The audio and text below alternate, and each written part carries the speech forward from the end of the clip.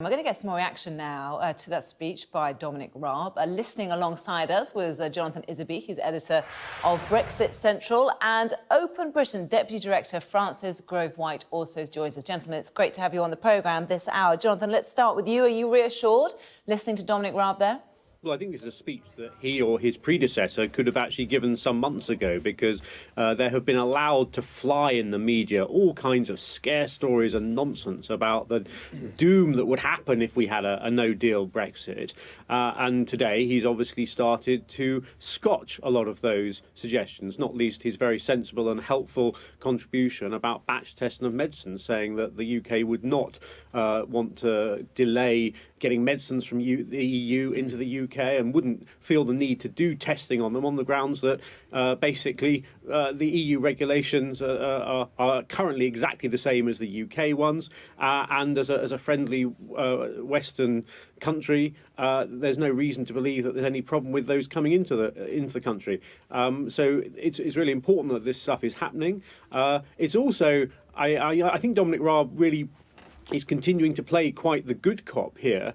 I dare say he perhaps could be more robust in making the point to the European Union of how a no-deal Brexit would actually harm them. I mean, he talked in his speech today about how the UK has some of the top scientific research in the world and some of the top educational university establishments in the European Union.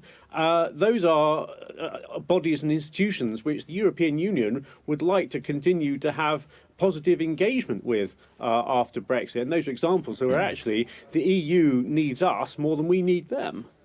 OK, let's bring in Frances Grove-White. On a lighter note, Dominic Raab said we'll still be able to get our BLTs in this country if there's a no-deal Brexit, which is good to know, isn't it? But more seriously, are you reassured or not? Will the country still continue on March the 30th, 2019? Well, I think hearing the Brexit Secretary making jokes about whether or not we can still import sandwiches and sandwich products into this country after a no-deal Brexit is frankly in poor taste. I think joking about this most serious and potentially catastrophic of scenarios is really not what people want to hear. We're now more than 2 years on since the referendum. A negotiation began more than a year and a half ago, which we were told was going to be the easiest trade deal in human history. According to Liam Fox, we were told by the then Brexit Secretary David Davis that we would strike a deal that gave us the exact same benefits as we have now in our trade with the EU, while also allowing us to take full control of our borders and stop sending any money to Brussels. And look where we are with 2 months remaining before the crucial summit in October, when all this was supposed to be fully wrapped up. We are having a discussion about how to limit the damage of a disastrous no deal, which would be, let's be clear, the most abject failure imaginable by this government.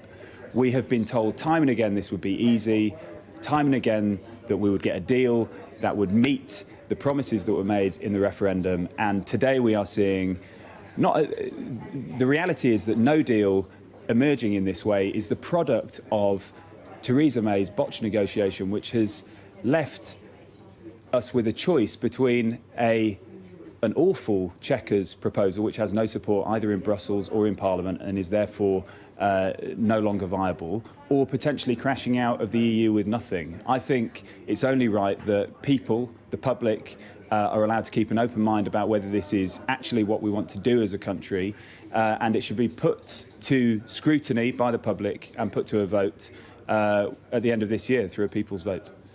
OK, we'll talk about the referendum in a little bit, but let's look at some of the detail that's emerging through these documents, Jonathan. I mean, a lot of it is pretty hard going, but Lewis Goodall, our political correspondent, has had a look at, if you've got an import-export business and there is no deal come the end of March next year, you are going to have to fill out a whole load of forms, adhere to a whole load of bullet points that currently you don't have to do. How is that better for the country? Well, I've been sitting in the studio listening to the speech, so I haven't had a chance to see any of the documents yet. I mean, there's whole 25 of them have been published. There's an example for you. Export and importing businesses are going to have an awful lot more red tape to get through. At the moment, there is none. How is that better? Well, I think you've got to put that in the context of whatever possible negative scenario you might paint for the UK, there's an equal but opposite scenario on the other side of the channel. So, it becomes an issue of it being as much in the EU's interest to stop that happening as the UK. Francis, let's go back to you. You mentioned a people's vote. Is there real traction for that now, do you think? I think there is. I think we're seeing the public are increasingly sort of taking note of what's going on or not going on as it happens in the negotiations. We've seen virtually no progress over the last few months. And, we are entering a critical phase. There's going to be a crunch point in the autumn when Parliament is going to have a vote over whether we accept the deal or no deal, as it may be. But the public are going to be shut out of that conversation and not given a say over it. And I'm interested to know what Jonathan's route through this impasse is, because we hear a lot. We're hearing a lot of people who previously said striking a trade deal with the EU would be easy and it would happen within 2 years, who are now saying, oh, actually, no deal will be fine, and it'll be perfectly acceptable. It won't mean any real disruption to business. Well, I think it's quite clear from the papers published today and lots of analysis that's been done over the last year and a half that it will be disastrous for business, very bad for the situation in Northern Ireland, bad for food and medicine supply and so on. But what people aren't doing on the side that advocated leave 2 years ago is coming forward with an actual proposal. They don't like the Chequers proposal the Prime Minister's come up with. I agree with them on that. In fact, it would do nothing for our services sector, and it would leave us poorer and turn us into a rule taker. But I'm very interested to know what the alternative is.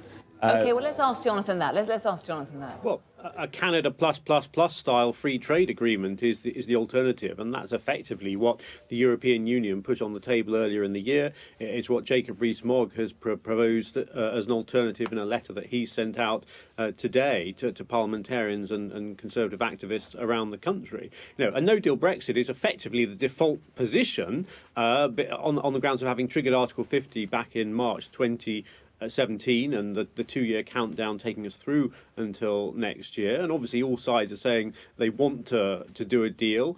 And I think if there isn't a deal, I think it would be not a little part due to intransigence on the part of the European Union for that not taking place. I think that there are clearly some voices in Brussels that want to punish the United Kingdom for having the temerity to want to run its own affairs once again. I think that's a shame. I also think it's a shame that Francis is continuing, as he has just now, to put out these scare stories about medical supplies not getting through. Dominic Raab specifically stated in his speech this morning that that is an issue that he's completely been dealt with, and so such scaremongering is completely irresponsible. Are you scaremongering, Francis? I mean, you're not very positive, let's put it that way. Well, I prefer to listen to people like the British Medical Association, the biggest trade association in this country, representing tens of thousands of doctors across the country, and Royal College of Midwives, Royal College of Nursing, all have come out very publicly saying, yes, there would be very, very serious implications for our NHS, for medical supplies. Dominic Raab has answered that this morning. Like I say, I prefer to listen to what a body representing tens of thousands of doctors says over what Dominic Raab says. Why don't you believe Dominic Raab, Francis? I think lots of people will be a bit tired of listening to ministers like Dominic Raab, who made extraordinary promises over 2 years ago about how quick and easy and cost-free Brexit would be, and who now, 2 years on, are literally telling us in depth the plans that we should take, that businesses should be preparing for a no-deal outcome. It is an abject failure. And just to go back to Jonathan's point about Canada plus, yet I said, could we have some detail about what his proposal is? Canada plus means absolutely nothing. It's about as empty a slogan as Global Britain, completely void of any kind of detail or realism. It's not on the table. It would lead to a hard border in Ireland. He has no proposal beyond let's crash out with no deal and then pick up the pieces in March 2019. One word answer for both of you, because we're running out of time. Jonathan, to you first. Will it be a no deal? Who knows? It's up in the air. Yes or no? Who's to predict anything right now? But if the EU wants to work positively and optimistically, then yes, there can be. But if the EU wants to be intransigent and try and punish us, then there won't be. Well, that's ridiculously on the fence on that one. Francis, let's see if we do better with you. No deal or a deal come March? I think it's very hard to say at this point. I think both are options. At the moment, there isn't a deal on offer. The EU haven't agreed to the Prime Minister's proposals. So we're currently staring down the barrel of the gun. I think either way, if it's a bad deal along the lines of what the Prime Minister has proposed, we should have a people's vote. If there's no deal, we should definitely have a people's vote. I think either outcome would be disastrous for this country, and people should have the right to express their view on it, not just politicians.